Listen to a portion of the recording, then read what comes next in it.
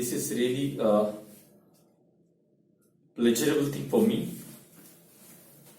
to talk to you about poetry, especially my new students, those who were very enthusiastic and very joyfully entering out of their interest into the field of literature, especially an English one or any sort of literature. I personally do believe that these new beginners in the field of English language and literature, or especially literature, these students must study some of the classics of literature, and they must begin with the classics, or these are the words used by T.S. Eliot, classics or touchstone. So what is the classic and what is the touchstone? The classic is something that is very evergreen, and touchstone is something that is used to compare and contrast, and then finally find out that which is the best, what is the best, or what are the good qualities of literature. So this present poem that I have taken is one of the classical poems that everybody must study, especially the new beginners in the field of literature.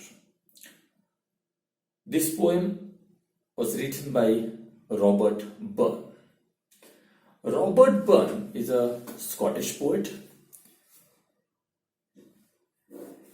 After the independence, every nation has to regain the past, has to claim their own history. And as a result of this policy, a Scottish government, after the independence, is trying to hold their own past, is trying to regenerate the history that they have lost. So, in order to create a national aspirations among the Scottish citizens or Scottish people, Scottish government has taken an initiative to create a Scottish national literature. And any nation which was newly established begins with the nationalist poetry. However, this present poem, which talks about the nature, the beauty, the love, which Scottish land hold, and therefore the Scottish government has chosen this poet Robert Burns to regain the past, to regain the history, and to create a nationalist literature.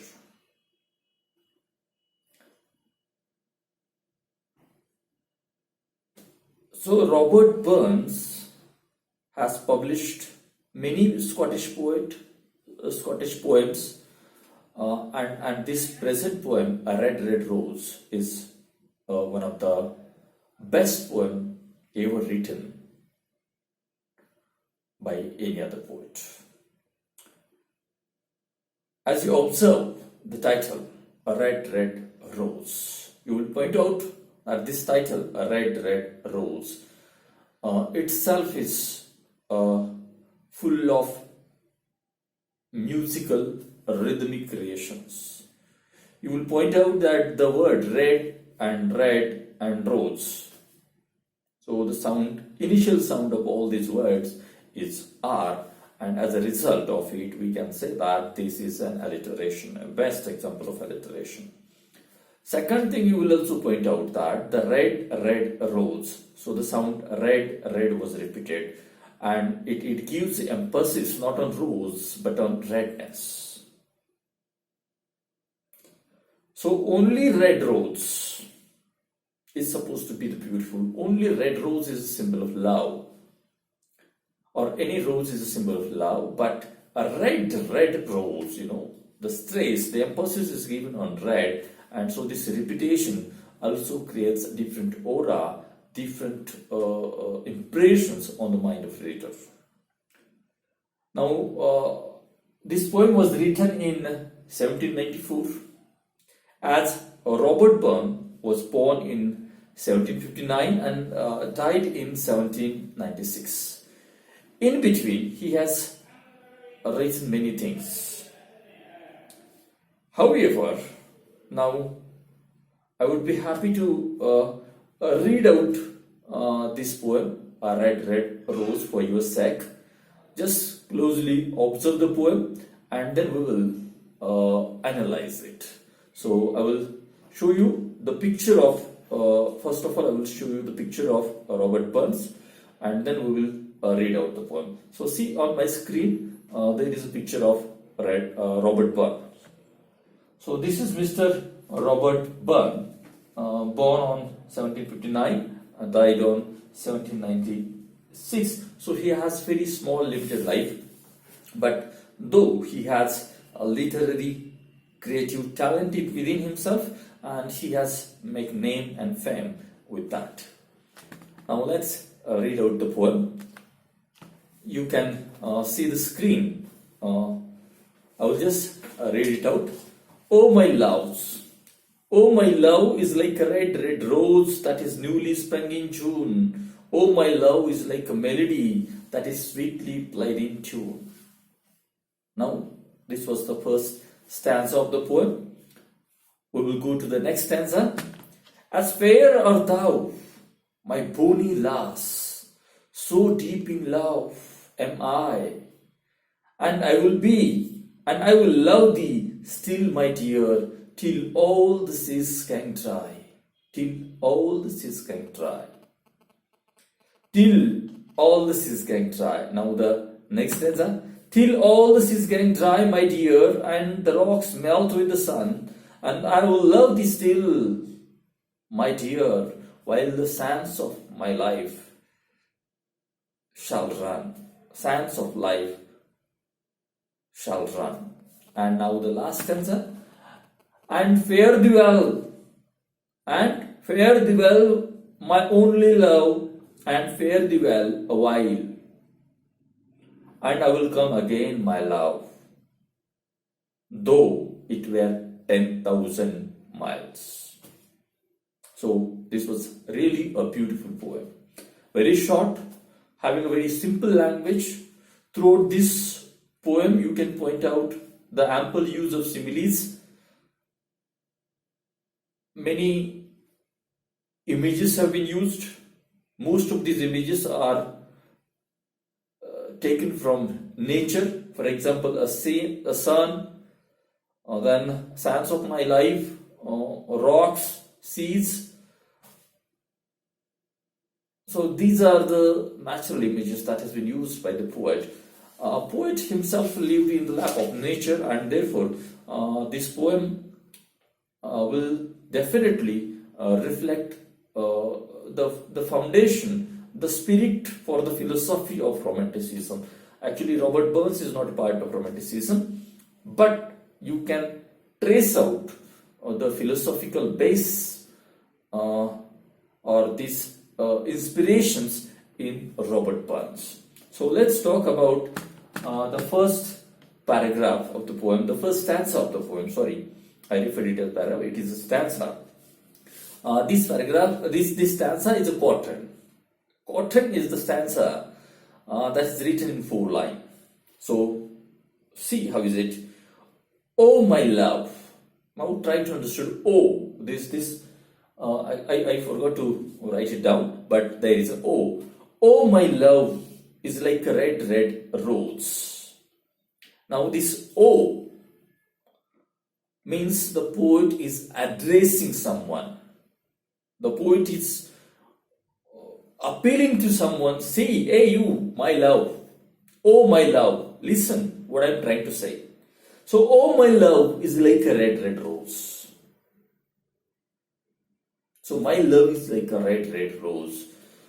Now poet is here making a very indirect comparison by using the word like between a beloved, between his love, and between the red rose. So at the one hand, poet has his own beloved, and at the another hand, poet holds a red rose. So here, by comparing a red rose with his beloved, or his beloved with red rose, poet is trying to point out that there are some similarities, there are some common things between these two, between the beloved and between a red rose. Now you can point out how is the red rose. So how is the red rose? The red rose is supposed to be the king of flower, is supposed to be the best flower in the world, and it was widely accepted and appreciated flower is the red rose. Now we will point out his beloved. So his beloved do have all the qualities, that is the tenderness, that is the smell of the color, you can say a hue of the color, redness, so tenderness, beauty, the way the petals of the flower holds the scent, the smell. So all these qualities were there in the beloved of the poet Robert Burns. Now try to observe the second line. Oh, my love is like a red rose that is newly sprung in June. Now try to point out the comparison is moving a little bit of advance. Poet is making a red rose, not a normal one. It's advanced. It's a special red rose. It's not an ordinary red rose that blooms either in October or November or December. It is a very special one. This is special in the sense that it's newly sprung in June. That means a red rose that is newly sprung in June. Now I will point out one thing. I do remember John Keats, who wrote the poem An Autumn. Now at the international level we have 4 seasons, but in Indian continent we have 3 seasons. Now what are these 4 seasons? Summer, winter, spring and autumn. These are the 4 seasons. Autumn is one of the seasons when the new leaves were just coming out from the trees and the old leaves had already fallen down. So this was the season of autumn. John Keats has very beautifully described the season and autumn through his poem. However, we will not go into that details, but here we have to point out that this was the first flower of the plant, rose plant. And therefore, you will point out the first flower of the season, the first flower of the plant, how beautiful it could be. This is not the flower that occurs, that blooms in the summer season. This is the flower that blooms in the autumn, and this is the first flower. You will point out that the first seed, the first fruit of the tree is always very good. You can experience it. So in the same fashion, this is a red rose which is newly sprung in June. So poet here addressing his beloved and saying, oh my love, you are like a red rose that is newly sprung in June. That is newly sprung in June. Now try to concentrate on the third line. Oh my love is like a melody. Now here the poet has chosen a different object for comparison. In the first 2 lines, poet compared his love with a red rose, and now he is comparing a beloved with a melody. Melody is a composition of music. You will point out how does the melody appeals to your heart, and it gives a peace, solace out of the complications of a present life, modern life, or even in classical life also, or even in ancient India also. or in ancient period also. So you already knows. I do remember some of the Indian musicians who blooms the flame through their ragas, and who will brought out the rains when they sings the rag of for the meghas, or the rain will come out when they sings the rag. So you can point out the importance of music, and the poet is comparing his own beloved with that melody, the sweetness, the peacefulness that has been provided by the melody. So poet is saying, "Oh, my love is like a melody that is sweetly played in tune." So nothing is out of tune. Everything is in tune. Everything is appropriate. Nothing is less. Nothing is more. It's perfect. You can say an apt. So this is how the poet is describing his own beloved. Now we will move towards the next line. Here the poet is not trying to compare his beloved, but here he is trying to show how much I love thee, or how deep is my love towards her. So poet is saying in the next stanza, "As fair art thou," now you can see it on the screen, "as fair art thou, my bonny lass, so deep in love am I. So deep in love am I. As fair art thou." Fair means beautiful. Fair does not mean a color complexity. Fair means a beauty. So as fair art thou, thou means you. Throughout this poem, you will point out that there are some Scottish dialectical words were there, or you can say an old English word. So thou means thou. Thou means you. So as fair are you, as fair are thou. As fair art thou, my bonny lass. Bonny lass means she is very slender. She is very slim. So lass means lass, L-A-S-S, lass means a girl. So poet is saying, "As fair art thou, my bonny lass, so deep in love am I." So as fair art thou, as beautiful you are, so deep in love am I. So my love, my attraction, it's not attraction actually, it is a love. So there is a difference between love and attraction. We will not discuss the attraction, but we will concentrate on love. Attraction is a physical one. Otherwise, this love is very spiritual activity. So as fair art thou, as beautiful you are, as smart you are, my bonny lass, my slender slim girl, so deep in love am I. So through this line also poet compare, once again compare, because this line begins with as fair art thou, as beautiful you are, so deep in love am I. So here poet compares the beauty with the depth of his love. So here the comparison is not between the beloved and the melody, the beloved and the red rose. Here is the comparison between the beauty of a beloved and the love, the quality of love that the poet has towards his beloved.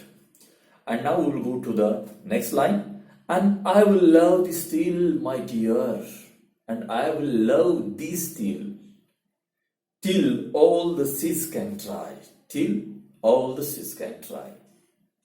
See, "and I will love thee." Thee means T-H-E-E-T. Thee means you. I will love you till that moment. So he is giving a promise, a kind of commitment the poet is trying to show through this poem. "And I will love you till, my dear, till all the seas can dry. Gang means to become. Till all the seas become dry. Now you can observe that this is highly impossible thing. Highly impossible.